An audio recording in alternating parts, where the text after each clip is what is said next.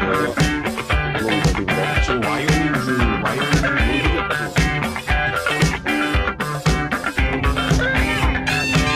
Not missiles, but microbes.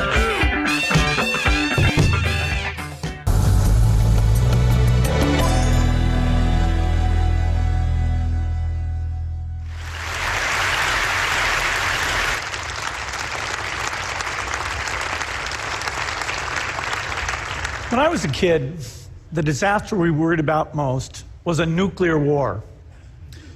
That's why we had a barrel like this down in our basement filled with cans of food and water. When the nuclear attack came, we were supposed to go downstairs, hunker down, and eat out of that barrel.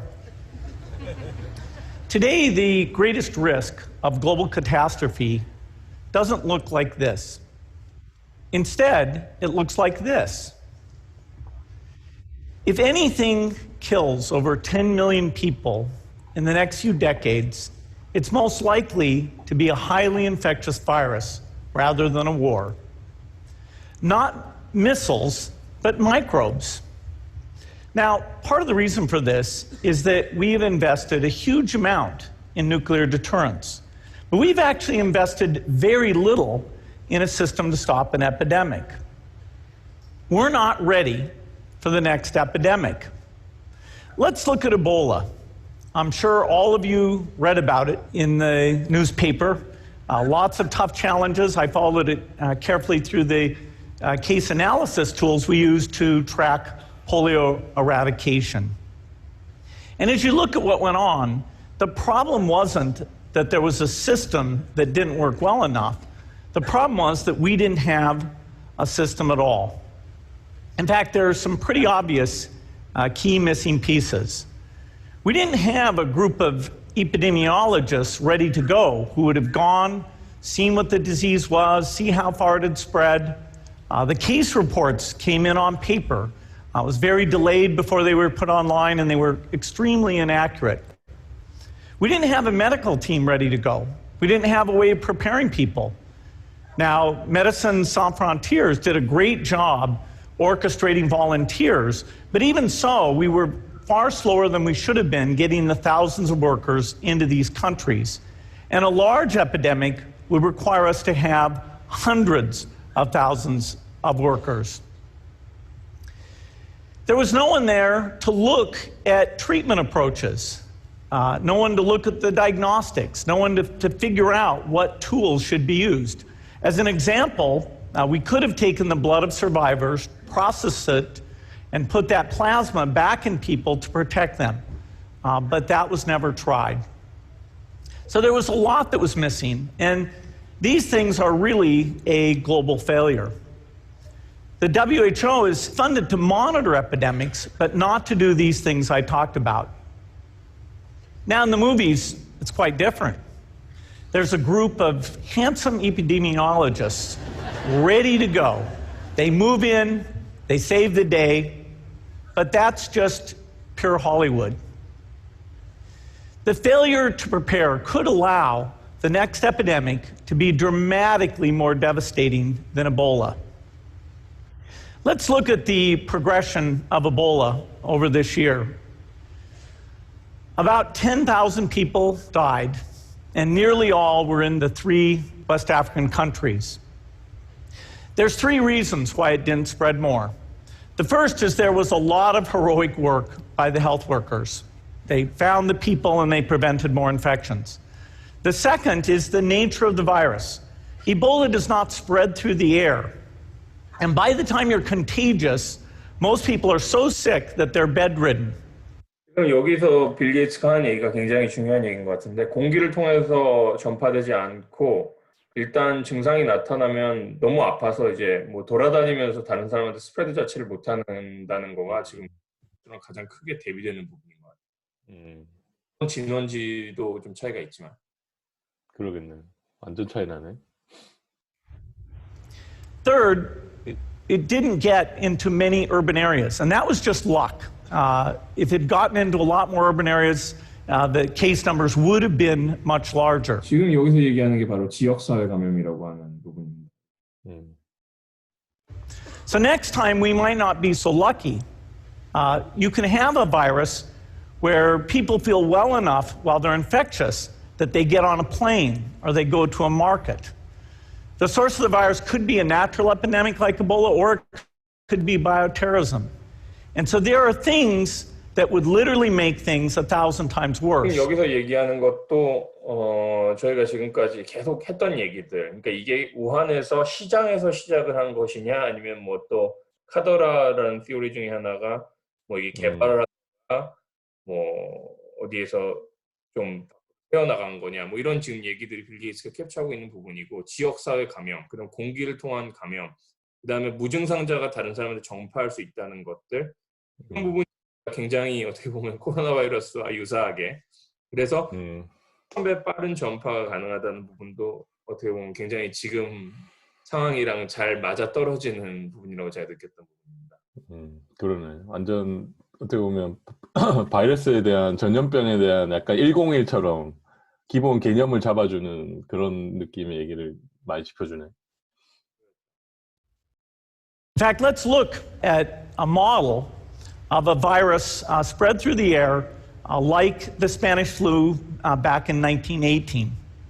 So here's what would happen. It would spread throughout the world very, very quickly. And you can see there's over 30 million people die from that epidemic. So this is a serious problem. We should be concerned. But in fact, we can build a really good response system. We have the benefits of all the science and technology that we talk about here. We've got cell phones to get information from the public and get information out to them. We have satellite maps where we can see where people are and where they're moving. We have advances in biology that should dramatically change the turnaround time to look at a pathogen and be able to make drugs and vaccines that fit for that pathogen. So we can have tools, but those tools need to be put into an overall global health system, and we need preparedness. The best lessons, I think, on how to get prepared are, again, what we do for war. For soldiers, we have full-time waiting to go. We have reserves that can scale us up to large numbers. NATO has a mobile unit that can deploy very rapidly. NATO does a lot of war games to check, are people well trained? Do they understand about fuel and logistics and the same radio frequencies? So they are absolutely ready to go. So those are the kinds of things we need to deal with an epidemic. What are the key pieces? First is we need strong health systems in poor countries. That's where mothers can give birth safely, kids can get all their vaccines, but also where we'll see the outbreak very early on. We need a medical reserve corps, lots of people who've got the training and background who are ready to go with the expertise. And then we need to pair those medical people with the military, taking advantage of the military's ability to move fast, do logistics, and secure areas. We need to do simulations, germ games, not war games, so that we see where the holes are. The last time a germ game was done in the United States was back in 2001, and it didn't go so well. So far, the score is germs 1, people 0. Finally, we need lots of advanced R&D in areas of vaccines and diagnostics. There are some big breakthroughs, like adeno-associated virus, that could work very, very quickly. Now, I don't have an exact budget for what this would cost, but I'm quite sure it's very modest compared to the potential harm. The World Bank estimates that if we have a worldwide flu epidemic, global wealth will go down by over $3 trillion, and we'd have millions and millions of deaths. These investments offer significant benefits beyond just being ready for the epidemic. The primary health care, the R&D, those things would reduce global health equity and make the world more just as well as more safe. So I think this should absolutely be a priority. There's no need to panic. We don't have to hoard cans of spaghetti or go down into the basement, but we need to get going because time is not on our side. In fact, if there's one positive thing that can come out of the Ebola epidemic, it's that it can serve as an early warning, a wake-up call to get ready. If we start now, we can be ready for the next epidemic. Thank you.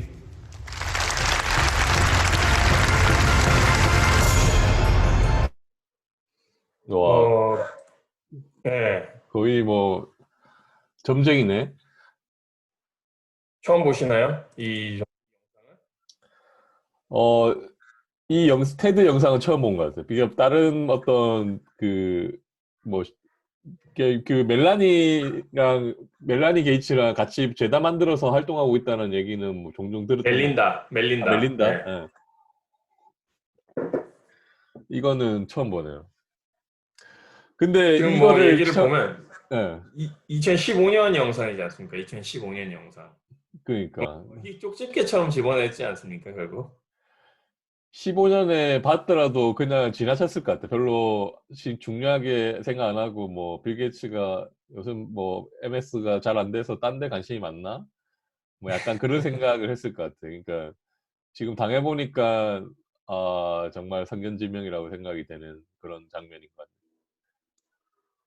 사실 뭐 지금 빌 게이츠가 우리한테 얘기하는 굉장히 저는 짧은 테드라는 게 굉장히 짧은데 그 사이에 주제를 던지는데도 어떻게 보면 사람들이 이해할 수 있는 과거의 그 핵전쟁에 대한 두려움, 덕 앤 커버라고 하는 왜 우리 핵전쟁 터지면 어떻게 해야 되냐 책상 밑에 걸상 밑에 들어가서 머리를 숙여라라고서는 음, 현대에 다들 운동하고 그랬던 것들을 얘기를 끄집어내서 향수를 자극한 다음에 바로 에피데믹 얘기를 들어가서 에볼라라는 본인이 알고 있는 수치와 데이터와 그다음에 이제 그런 얘기를 한 뒤에 스페니쉬 플루가 사실 굉장히 옛날 얘기이기 때문에 음, 스페인 독감이 굉장히 어떻게 보면은 상관이 없는 얘기일 수가 있는데 에볼라 얘기를 하고 굉장히 임팩트가 있는 스페인 독감 얘기를 한 다음에 우리가 앞으로 뭐뭘 해야 된다라고선 스토리를 전개하는 것 자체가 뭐 당연히 세계적인 경영인이고 퍼블릭 스피킹을 많이 해보신 분이지만 저는 되게 짜임이 좋다고 생각을 했어요. 짜임이 좋고 그래서 결국에는 이제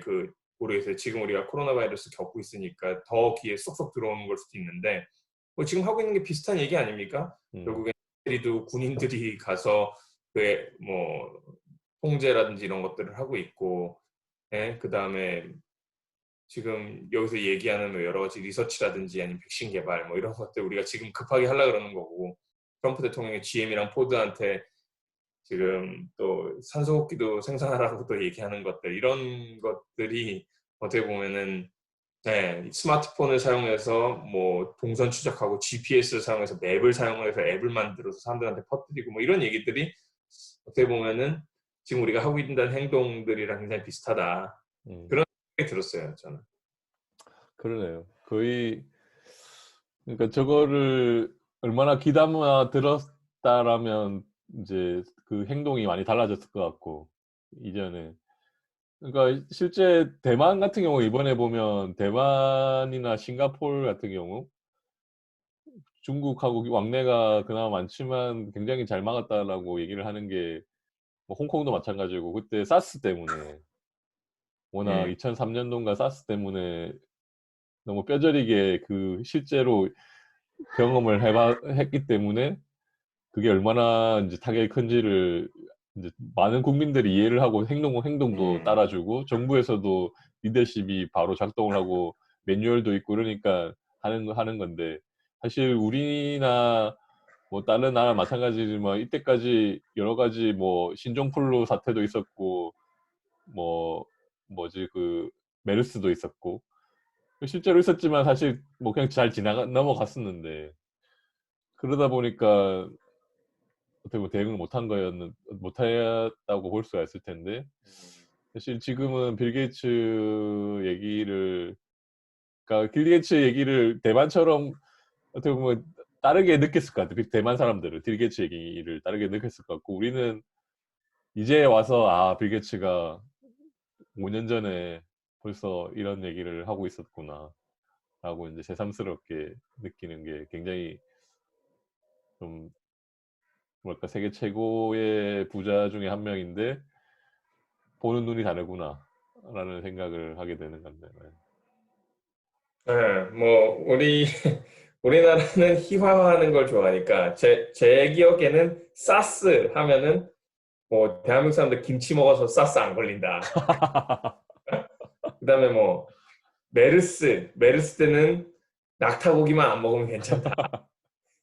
우리나라 사람들 일단 기본적으로 뭐 이런 일이 저 멀리 에볼라 바이러스 뭐 컴퓨터 바이러스냐 뭐 이러고 지금까지 팬데믹들이 우리가 또 여러 가지 이 희화화하고 뭐 또 우리 자기 나름의 그런 어떤 우리는 안 걸린다라는 생각을 굉장히 많이 했는데 이번 코로나 때 정말 국제적으로 망신을 당하지 않았습니까? 초반에 정말로 정말 사우스 코리아가 중국이야 뭐 일단은 어느 정도는 이제 뭐 공산국가고 시장 경제를 표방하는 공산국가이기 때문에 그런 게 있지만 대한민국은 어떻게 보면은 뭐 미국의 우방 뭐 서양세계랑 가장 가까운 아시아 국가 중에 하나였는데 난리가 나가지고서는 막 봉쇄가 당하고 정말 국제적으로 초반에 한국 사회라 그러면 일단 기본적으로 야 병 걸리는 거 아니냐 뭐 이런 얘기를 들을 정도로까지 음.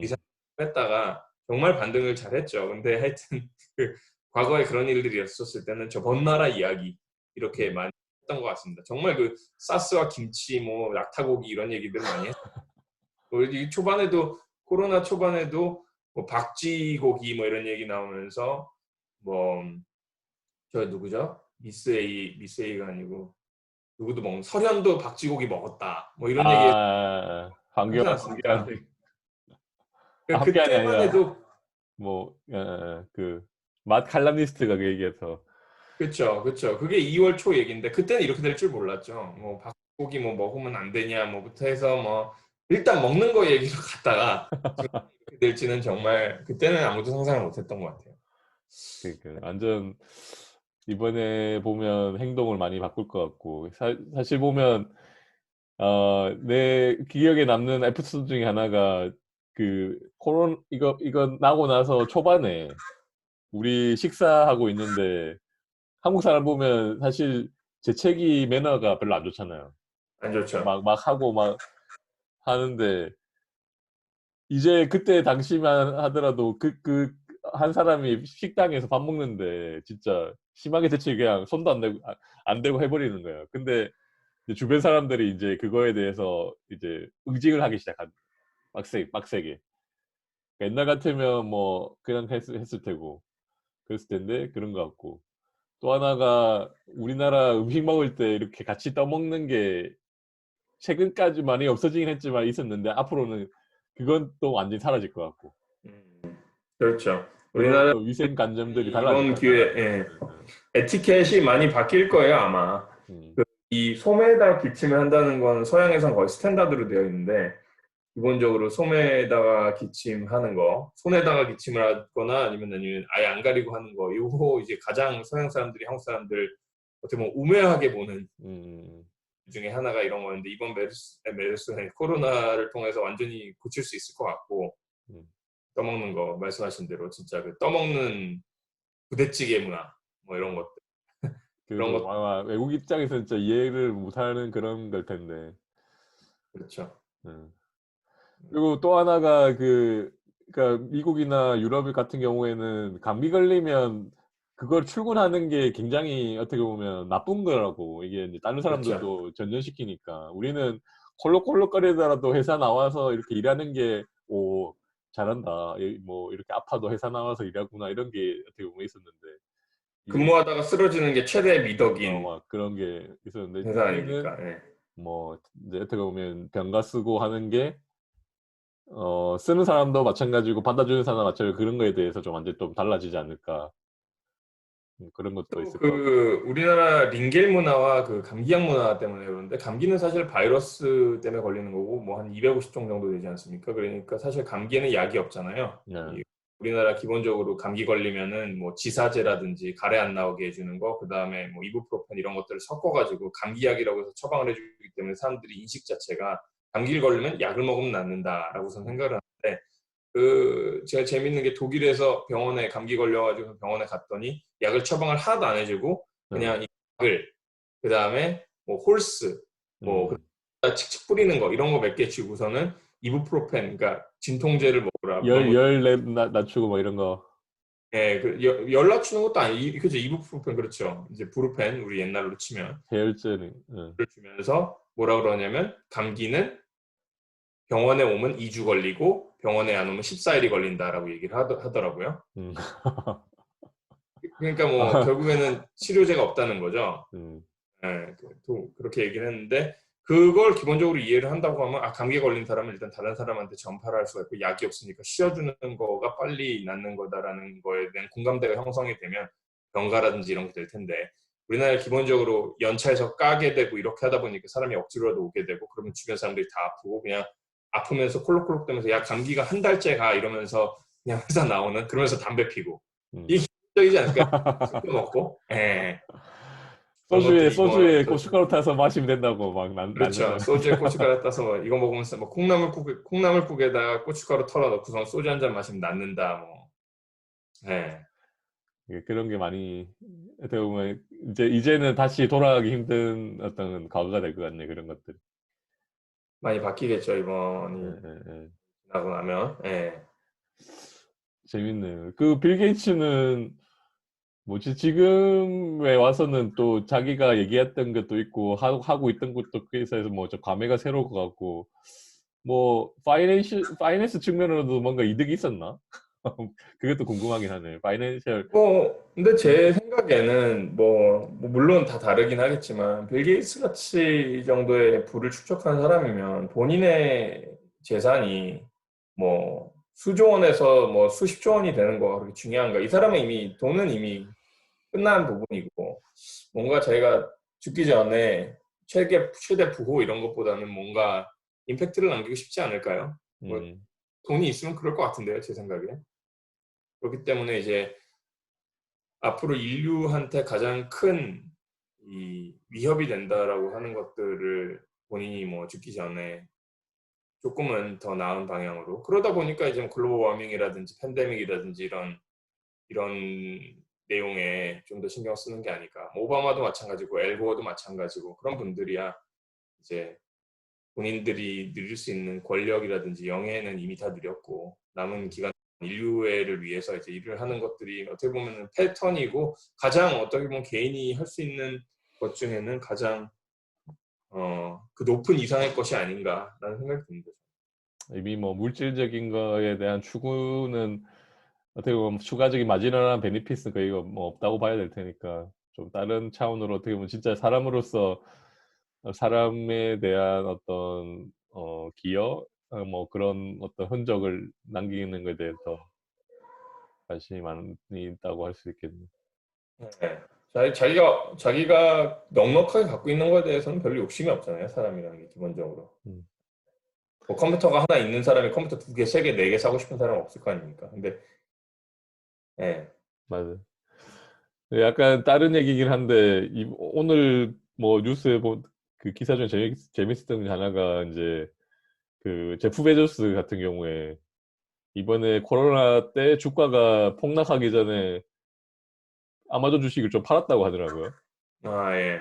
그러니까 뭐 아무래도 원래 뭐 연초에는 세금이라든지 이런 것 때문에 현금 확보가 필요해서 좀 팔긴 한다고 하는데 그렇게 팔고 나서 보니까 아마존도 이제 시장이 꺼지니까 한 30% 빠졌다고 하는데 고점에 비해서 그래서 세이브한 현금이 장난이 아니더라고 몇 조 단위가 되니까 그러니까 음, 뭐 주변에 그러니까 정보가 얻는 정보가 다를 테니까 뭐 그럴 수도 있겠지만 뭐 그렇게 이제 보면 뭐 판단을 해서 그 정보를 가지고 그렇게 하는 사람도 있는 것 같고 뭐 빌 게이츠 같은 경우는 좀 다른 맥락에서 이미 어떻게 보면 현역에서는 약간 물러선 상황에서 그런 뭐 활동을 해왔으니까 그런 측면에서 또 이해할 수 있는 것도 있는 것 같고 아무튼 많은 걸 생각하게 해주는 영상인 것 같네. 그 네. 2015년이라는 것도 굉장히 인상적인 것 같고. 몇 가지 뭐 또 빌 게이츠가 찍은 영상이 있고 지금 코로나 관련해서 50분짜리 뭐 비디오를 찍은 게 있는데 뭐 그거는 너무 기니까 뭐 저도 이번 주에 한번 보고 요 영상입니다. 지금 여기 테드에서 51분짜리 코로나 바이러스에 대해서 빌 게이츠가 또 얘기한 게 있거든요. 아까 마지막에 보니까 네, 추천하는 거 왼쪽에 좀 나오던 예. 뜨더라. 한번 보고 또 다음 시간에 또 우리가 서머리 해가지고서 또 얘기하는 시간을 갖도록 하죠. 뭐 거의 뭐 내가 말했잖아 뭐 이런 거 아닐까요? I told you, 맞지만 I told you, 네, man. 이런. 아, 그럴 수도 있을 것 같습니다. 오늘도 불고기 버거에 맞는 굉장히 불고기스럽고 버거스러운 얘기들이 많이 나온 것 같네요. 예, 계속 해야죠. 네. 오늘 하기 잘했네. 오늘 그냥 뭐 이제 녹화가 있으니까 일단 빨리 끝내고 이제 이제 인사는 해야죠 우리가. 오늘 예. 이제 끝내는 거. 예. 오늘 빌 게이츠 영상 5년 전 영상인데 정말 살아있는 메시지들이 많았던 것 같네요. 5년 전이라는 게 굉장히 인상 깊고 우리가 얼마나 이제 뭐 보고 싶은 것만 본다고 어디에 서 있냐에 따라서 보고 듣는 게 다르고 그걸 어떻게 행동으로 옮기는 것도 완전히 다를 텐데 아마 5년 전에 빌 게이츠 이 영상 봤으면 아마 별 관심 없이 지나갔을 영상 같은데 지금 이렇게 보니까 완전히 감회가 새롭네요. 재밌었습니다. 네.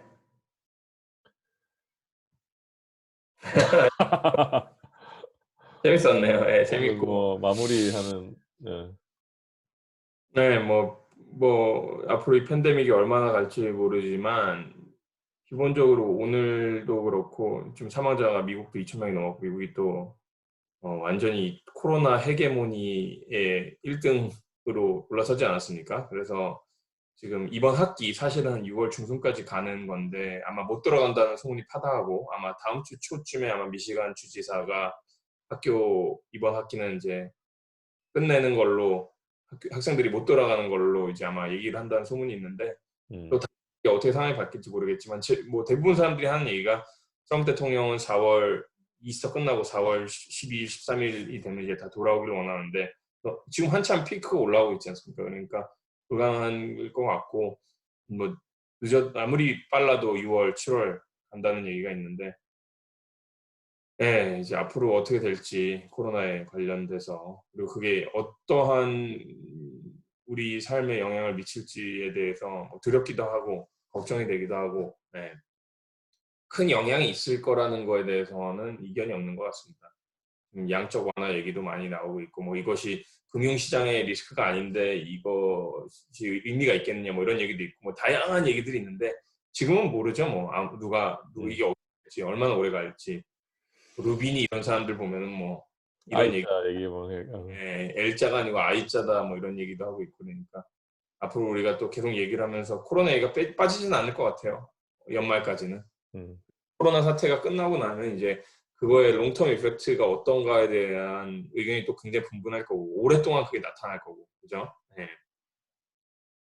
일단은 뭐 같이 떠먹는 문화는 없어질 것 같은 예감이 듭니다. 과연 소주잔 돌리는 것도 없어질 거고. 그렇죠. 소주잔 돌리고 그때 뭐 간염 얘기 때도 한참 그런 얘기. 야 요즘에 잘 안 돌려 비형 간염 뭐 이런 얘기 있지 않았어요? 그런데도 사람도 돌렸거든 한국에서는. 네.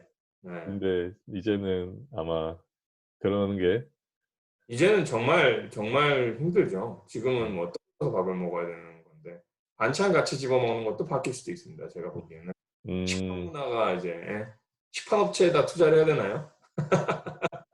그런 포인트 좋네. 네, 그럴 수도 있겠죠.